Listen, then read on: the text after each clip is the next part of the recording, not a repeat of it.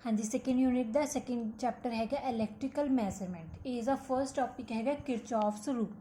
ਆਪਾਂ ਜਿਹੜਾ ਪਹਿਲਾ ਚੈप्टर ਕੀਤਾ ਉਸ ਦੇ ਵਿੱਚ ਕੀਤਾ ਸੀ ਓਮਸ ਲੋ। ठीक है, ਓਮਸ ਲੋ ਦੇ ਅਕੋਰਡਿੰਗ ਆਪਣੇ ਕੋਲੇ ਕੀ ਸੀ, V is equal to I R minus potential ਦੀ वोल्टेज ਦੀ ਤੁਹਾਡੇ ਕੋਲੇ ਜਿਹੜਾ ਕਰੰਟ ਹੈਗੀ ਉਸ ਦੇ ਨਾਲ ਵੇਰੀਏਸ਼ਨ ਆਪਾਂ ਵੇਖੀ ਸੀ ਓਮਸ ਲੋ ਦੇ ਵਿੱਚ। ਹੁਣ ਓਮਸ ਲੋ ਨੂੰ ਯੂਜ਼ ਆਪਾਂ ਕਿੱਥੇ ਕਰਦੇ ਹਾਂ, ਜਿਹੜੇ ਵੀ ਸਿੰਪਲ ਇਲੈਕਟ੍ਰੀਕਲ ਸਰਕਿਟ ਹੈ ਜਿਸ ਦੇ ਵਿੱਚ ਸਿੰਪਲ ਰਜਿਸਟਰ वगैरह लग्या होया उत्थे आपां इस नूं यूज़ कर सकते हैं। उस दे नाल रजिस्टेंस ते जिहड़ा पोटेंशियल डिफरेंस है उसकी वैल्यू कैलकुलेट करांगे। बट अगर अपने कोले लार्ज नंबर ऑफ रजिस्टर जां अपने कोले सोर्सिस ऑफ EMF लगे है तो उत्थे अपने कोले ओम्स लॉ है जिहड़ा वो की है फेल हो जाता। उत्थे आपां ओम्स लॉ नूं यूज़ नहीं कर सकते जिहड़े इलैक्ट्रिकल सर्किट हैगे कॉम्पलीकेटेड। ठीक है, इस दे लई अपने कोले एक लॉ हैगा किरचॉफ्स रूल। किरचॉफ्स ने 2 रूल दिते है, वो वाले रूल नूं यूज़ करके आपां जिहड़ा रजिस्टेंस है तो पोटेंशियल डिफरेंस है उसकी वैल्यू नूं कैलकुलेट कर सकते हैं जो ओम्स लॉ अपने कोले फेल हो जाता है। किरचॉफ्स रूल नूं स्टडी करन दे लई अपने कोले जिहड़ियां 2 टर्म्स है वो पढ़नियां जरूरी है। फर्स्ट टर्म हैगी जंक्शन जां उसनूं आपां कहांगे नोड। ਉਹ ਜੰਕਸ਼ਨ ਜਾਂ ਨੋਡ ਉਹ ਵਾਲਾ ਪੁਆਇੰਟ ਹੈਗਾ ਇਲੈਕਟ੍ਰੀਕਲ ਸਰਕਟ ਦੇ ਵਿੱਚ ਜਿੱਥੇ ਆਪਣੇ ਕੋਲੇ 2 ਜਾਂ 2 ਤੋਂ ਜ਼ਿਆਦਾ ਜਿਹੜੇ ਕੰਡਕਟਰਸ ਹੈ ਉਹ ਕੀ ਹੈ ਕਨੈਕਟ ਕੀਤੇ ਹੁੰਦੇ ਆ। ਸੈਕਿੰਡ ਟਰਮ ਹੈਗੀ ਲੂਪ ਜਾਂ ਮੈਸ਼ ਕਹਾਂਗੇ ਆਪਾਂ ਉਸ ਨੂੰ। ਉਹ ਕੀ ਹੈ, ਕੋਈ ਵੀ ਕਲੋਜ਼ਡ ਪਾਥ ਹੈਗਾ ਇਲੈਕਟ੍ਰੀਕਲ ਸਰਕਿਟ ਦੇ ਵਿੱਚ। ਇਲੈਕਟ੍ਰੀਕਲ ਸਰਕਿਟ ਹੈ ਉਸਦਾ ਜਿਹੜਾ ਕਲੋਜ਼ਡ ਪਾਥ ਹੈ ਉਸ ਨੂੰ ਆਪਾਂ ਲੂਪ ਜਾਂ ਮੈਸ਼ ਕਹਾਂਗੇ। ਤੇ ਜੰਕਸ਼ਨ ਕੀ ਹੈ, ਜਿੱਥੇ 2 ਜਾਂ 2 ਤੋਂ ਜ਼ਿਆਦਾ ਜਿਹੜੇ ਕੰਡਕਟਰਸ ਉਹ ਕੀ ਹੈ ਕਨੈਕਟ ਹੋ ਰਹੇ ਹੈ। किरचॉफ के 2 रूल है। फर्स्ट रूल की कह रहा है किरचॉफ से फर्स्ट रूल इस दे अकॉर्डिंग जिहड़ा भी एल्जेब्रिक सम है वेरीअस करंट्स दा meeting at a junction. Junction मीनस एक पॉइंट ते जिन्ने भी अपने को करंट आके मिल रहे हैं उन्हों का जिहड़ा एल्जेब्रिक सम होएगा किसी भी इलैक्ट्रिक सर्किट दे विच वो हमेशा की होएगा 0 होएगा। ठीक है, summation of I is equal to 0। हुण इस जिहड़ा रूल है इसनूं आपां करंट रूल जां जंक्शन थ्योरम कह सकते हैं। साइन कन्वेंशन की है इस दे लई, एक पॉइंट है जंक्शन लैके चले हाँ जिहड़ा तां जंक्शन तो टूवर्ड्स आ रहा करंट, जंक्शन दे वल आ रहा करंट वो तां आपां पॉजिटिव लैके चलांगे।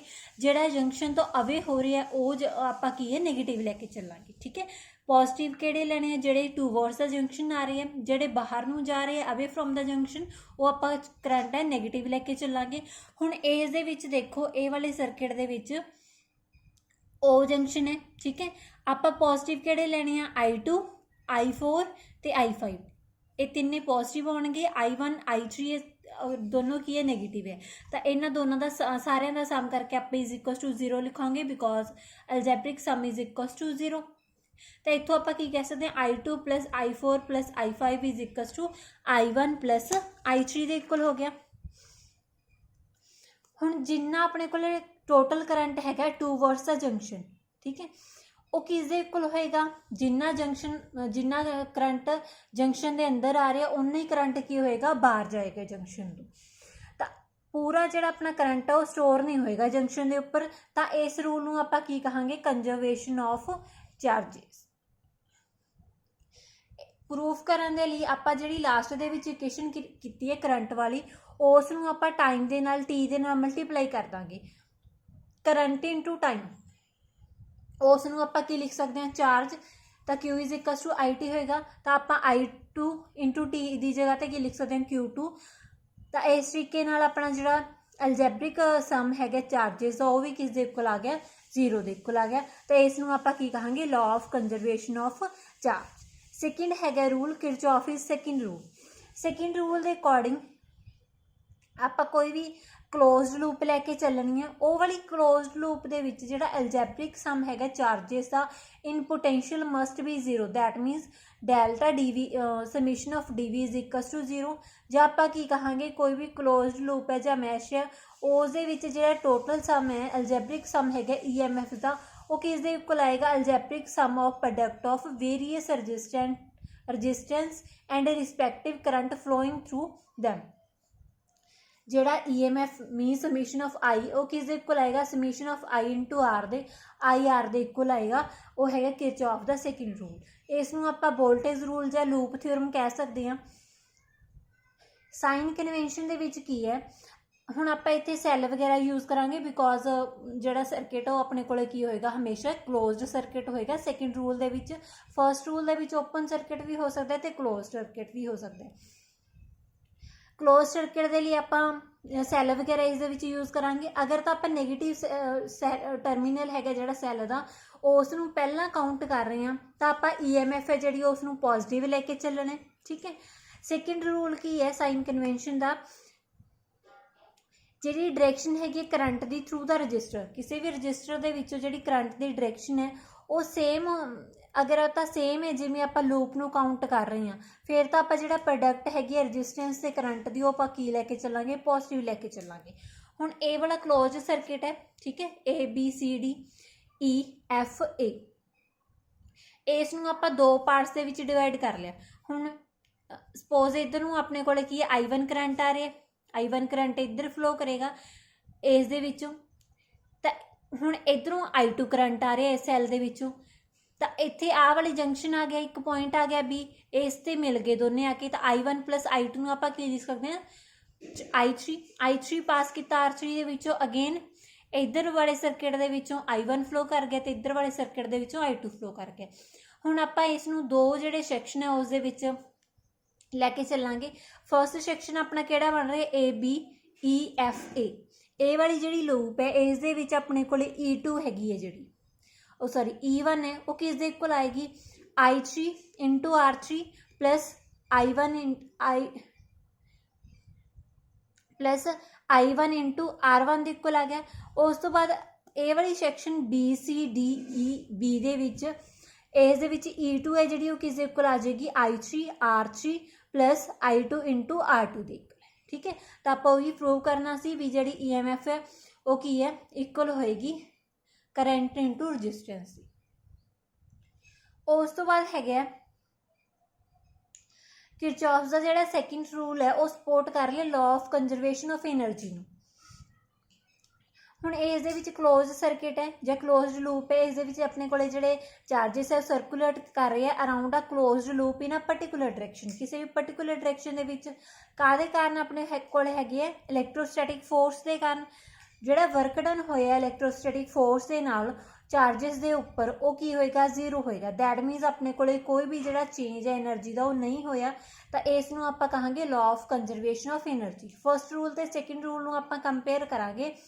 ਫਰਸਟ ਰੂਲ ਦੇ ਅਕੋਰਡਿੰਗ ਆਪਣਾ ਜਿਹੜਾ ਕਰੰਟ ਉਹ summation of current is equal to 0। Second rule ਦੇ according delta V is equal to 0 ਲਿਖ ਸਕਦੇ, ਜਾਂ summation E is equal to summation I × R ਦੇ। ਫਰਸਟ ਰੂਲ ਨੂੰ ਆਪਾਂ ਓਪਨ ਤੇ ਕਲੋਜ਼ ਸਰਕਿਟ ਦੇ ਵਿੱਚ ਅਪਲਾਈ ਕਰਾਂਗੇ। ਸੈਕਿੰਡ ਰੂਲ ਦੇ ਲਈ ਆਪਣੇ ਕੋਲ ਜਿਹੜਾ ਸਰਕਿਟ ਆ ਹਮੇਸ਼ਾ ਕਲੋਜ਼ਡ ਹੋਏਗਾ। ਫਰਸਟ ਰੂਲ ਦੇ ਵਿੱਚ ਆਪਾਂ ਕੰਜ਼ਰਵੇਸ਼ਨ ਆਫ ਚਾਰजेस ਨੂੰ ਉਹ ਸਪੋਰਟ ਕਰੇਗਾ ਫਰਸਟ ਰੂਲ। ਸੈਕਿੰਡ ਰੂਲ ਆਪਣਾ ਸਪੋਰਟ ਕਰੇਗਾ ਕੰਜ਼ਰਵੇਸ਼ਨ ਆਫ એનર્ਜੀ। ਤੇ ਫਰਸਟ ਰੂਲ ਹੈ ਜਿਹੜਾ ਉਸ ਨੂੰ ਆਪਾਂ ਜੰਕਸ਼ਨ ਲਾਅ ਜਾਂ ਕਰੰਟ ਲਾਅ ਬੋਲ ਸਕਦੇ ਹਾਂ। ਸੈਕਿੰਡ ਰੂਲ ਨੂੰ ਆਪਾਂ ਕਹਾਂਗੇ ਮੈਸ਼ ਲਾਅ ਔਰ ਵੋਲਟੇਜ ਲਾਅ। ਉਸ ਤੋਂ ਨੈਕਸਟ ਹੈਗਾ ਟੌਪਿਕ ਵੀਟਸਟੋਨ ਬ੍ਰਿਜ ਪ੍ਰਿੰਸੀਪਲ, ਇੰਪੋਰਟੈਂਟ ਹੈ।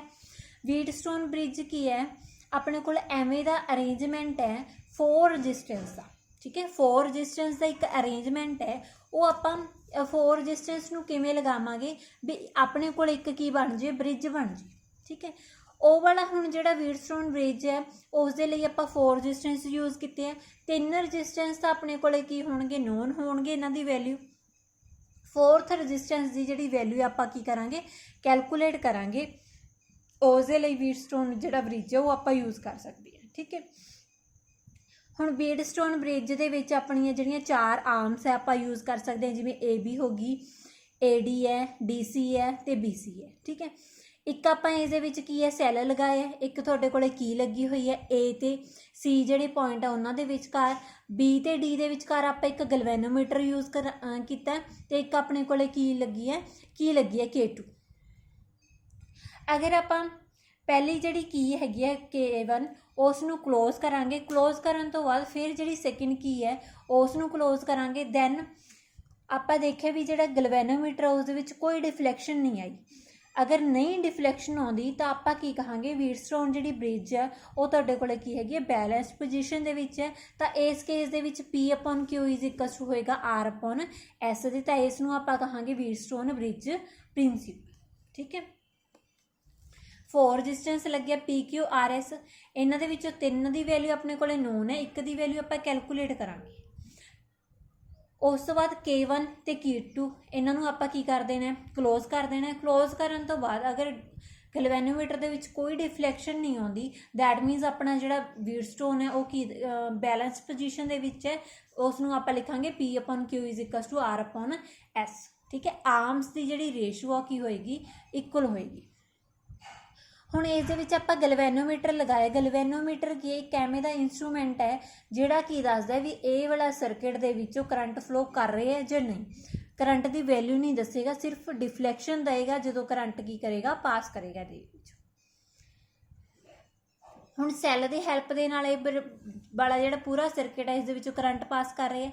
I ਕਰੰਟ ਪਾਸ ਕਰ ਰਿਹਾ ਹੈ। ਜਦੋਂ I ਆਪਣੇ ਕੋਲ A ਪੁਆਇੰਟ ਦੇ ਉੱਪਰ ਆ ਗਿਆ ਤਾਂ ਦੋ ਪਾਰਟਸ ਦੇ ਵਿੱਚ ਸਪਲਿਟ ਹੋ ਜਾਏਗਾ। ਸਪੋਜ਼ ਆਹ ਵਾਲੀ ਆਰਮ ਦੇ ਵਿੱਚੋਂ ਆਪਣੇ ਕੋਲ I1 ਕਰੰਟ ਫਲੋ ਕਰ ਰਹੀ ਹੈ ਤਾਂ ਇੱਧਰ ਕਰੰਟ ਦੀ ਵੈਲਿਊ ਕਿੰਨੀ ਜਾਏਗੀ AD ਦੇ ਵਿੱਚ, ਤਾਂ I - I1 ਹੋ ਜਾਏਗਾ। ਫਿਰ B ਤੇ ਆ ਗਿਆ ਕਰੰਟ, I1 B ਤੇ ਪਹੁੰਚ ਗਿਆ ਤਾਂ ਫਿਰ ਦੋ ਪਾਰਟਸ ਦੇ ਵਿੱਚ ਡਿਵਾਈਡ ਹੋਏਗਾ।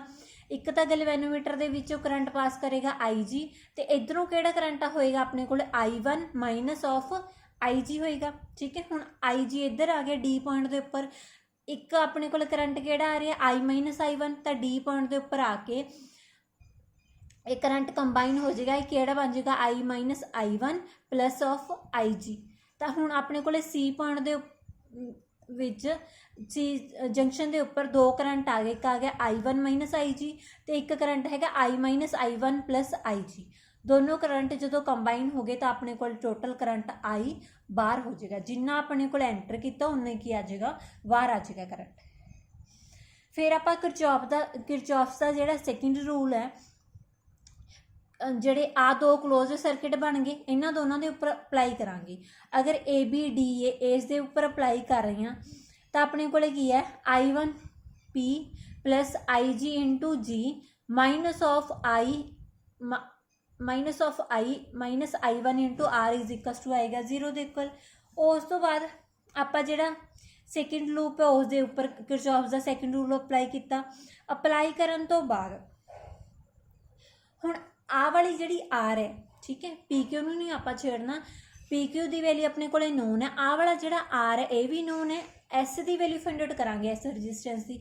ਆਹ ਵਾਲੀ R ਦੀ ਵੈਲਿਊ ਨੂੰ ਆਪਾਂ ਇਸ ਤਰੀਕੇ ਨਾਲ ਐਡਜਸਟ ਕਰਾਂਗੇ ਤਾਂ ਜੋ ਆਪਣਾ ਜਿਹੜਾ ਗੈਲਵੇਨੋਮੀਟਰ ਹੈ ਉਸ ਦੇ ਵਿੱਚੋਂ ਕੋਈ ਡਿਫਲੈਕਸ਼ਨ ਨਾ ਆਵੇ। ਦੈਟ ਮੀਨਸ ਜਦੋਂ ਕੋਈ ਡਿਫਲੈਕਸ਼ਨ ਨਹੀਂ ਤਾਂ IG ਦੀ ਵੈਲਿਊ ਕੀ ਆਏਗੀ 0। ਤਾਂ ਇਹਨਾਂ ਦੋਨਾਂ ਇਕੁਏਸ਼ਨਸ ਦੇ ਵਿੱਚ IG ਦੀ ਨੂੰ ਆਪਾਂ 0 ਪੁੱਟ ਕਰਾਂਗੇ।